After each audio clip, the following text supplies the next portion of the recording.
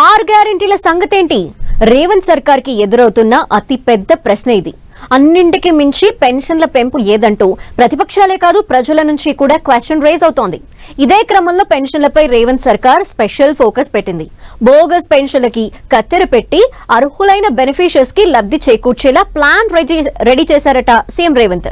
Forensic audit తో దొంగ పెన్షన్దారులకు big shock ఇవ్వబోతోందట Revanth సర్కార్. ఇంతకీ పెన్షన్లపై రేవంత్ మాస్టర్ ప్లాన్ ఏంటి?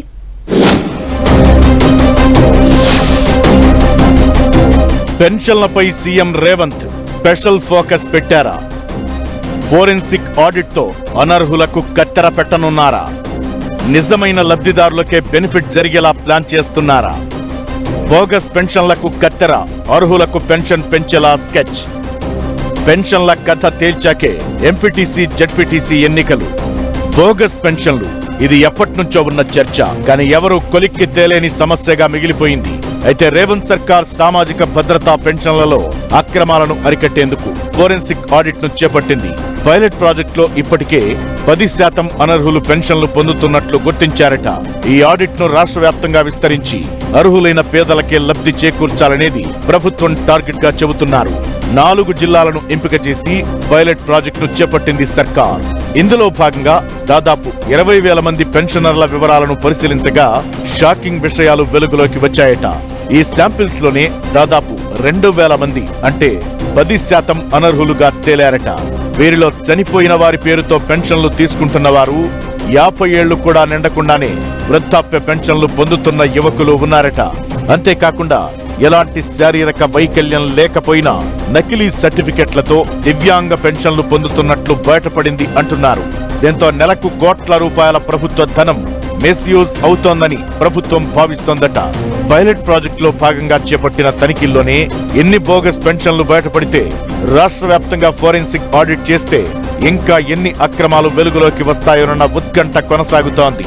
ఫోరెన్సిక్ ఆడిట్ పూర్తయిన తర్వాత అనర్హులుగా తేలిన వారందరినీ లబ్ధిదారుల జాబితా నుంచి తొలగించడమే కాకుండా ఇప్పటి వరకు వారు అక్రమంగా పొందిన సొమ్మును రికవరీ చేయాలనే ఆలోచనలు కూడా ప్రభుత్వం ఉందట. అనర్హులను ఏరివేయడం ద్వారా మిగిలే నిధులను కొత్తగా పెన్షన్ల కోసం ఎదురు చూస్తున్న అర్హులైన నిరుపేదలకు కేటాయించాలని, పెన్షన్లను పెంచాలని ప్రభుత్వం లక్ష్యంగా పెట్టుకుంది. తెలంగాణలో ప్రస్తుతం 43 లక్షల మందికి చేయూత పెన్షన్లు అందిస్తోంది రేవంత్ సర్కార్. కాంగ్రెస్ ప్రభుత్వం అధికారంలోకి వచ్చాక స్పెషల్ కేర్ తీసుకుని ఎయిడ్స్, దివ్యాంగులు, డయాలసిస్ పేషెంట్లను కలుపుకుని కొత్తగా దాదాపు 20,000కు పైగా పెన్షన్లు ఇస్తోంది. ఇలా వృద్ధులు, వితంతువులు, నేతన్నలు, గీత కార్మికులు, బీడీ కార్మికులు, ఒంటరి మహిళలు, ఎయిడ్స్ బాధితులకు నెలకు 2,016 రూపాయల చొప్పున పెన్షన్ అందిస్తుండగా దివ్యాంగులకు నెలకు 4,016 రూపాయలు చెల్లిస్తున్నారు. ఇక డయాలసిస్ రోగులు సహా ఇతర దీర్ఘకాలిక రోగులకు నెలకు 5,000 నుంచి 10,000 వరకు పెన్షన్లు అమల్లో ఉన్నాయి. అయితే కాంగ్రెస్ మేనిఫెస్టో ప్రకారం సాధారణ పెన్షన్లను 4,000కు, దివ్యాంగుల పెన్షన్ను 6,000కు పెంచుతామని హామీ ఇచ్చింది కాంగ్రెస్. పెన్షన్లను పెంచే ముందు బోగస్ పెన్షన్దారులకు షాక్ ఇవ్వాలని డిసైడ్ అయిందట రేవంత్ సర్కార్. ఫోరెన్సిక్ ఆడిట్ ను అమలు చేస్తూ ఫేషియల్ రికగ్నిషన్ టెక్నాలజీని వాడనుంది సర్కార్. ప్రస్తుతం పంచాయతీ సెక్రటరీ లేదంటే పోస్ట్ ఆఫీసుల ద్వారా పెన్షన్లు ఇస్తున్నారు. ఇక పట్టణ ప్రాంతాల్లో అయితే నేరుగా లబ్ధిదారుని ఖాతాలో జమవుతోంది. ఇలా డైరెక్ట్ అకౌంట్ లో పెన్షన్ నగదు జమ కావాలంటే ప్రతి ఏడాది లైఫ్ సర్టిఫికెట్ సబ్మిట్ చేయాల్సి ఉంటుంది. అయితే ఇక్కడ కింది అధికారుల కక్కుర్తితో చాలా మంది నకిలీ లైఫ్ సర్టిఫికెట్ అందించి ఇప్పటికీ పెన్షన్లు తీసుకుంటున్నట్లు సర్కార్ దృష్టికొచ్చిందట. చనిపోయిన వారి పేరుపై కూడా ఇప్పటికీ కొందరు పెన్షన్లు తీసుకుంటున్నారట. దీంతో ఫేషియల్ రికగ్నిషన్ టెక్నాలజీతో నిజమైన బెనిఫిషియరీ ఎవరో తేలిపోనుంది. అంతేకాదు లబ్ధిదారులు వృద్ధులు, నడువులేని వారు ఉంటారు. దీన్ని దృష్టిలో ఉంచుకుని ప్రతి ఇంటికి వెళ్లి ఫేషియల్ రికగ్నిషన్ రికార్డ్ చేయనున్నారట. ఫిబ్రవరిలోపు ఫోరెన్సిక్ ఆడిట్ ను పూర్తి చేయాలని భావిస్తున్నారట సీఎం రేవంత్ రెడ్డి.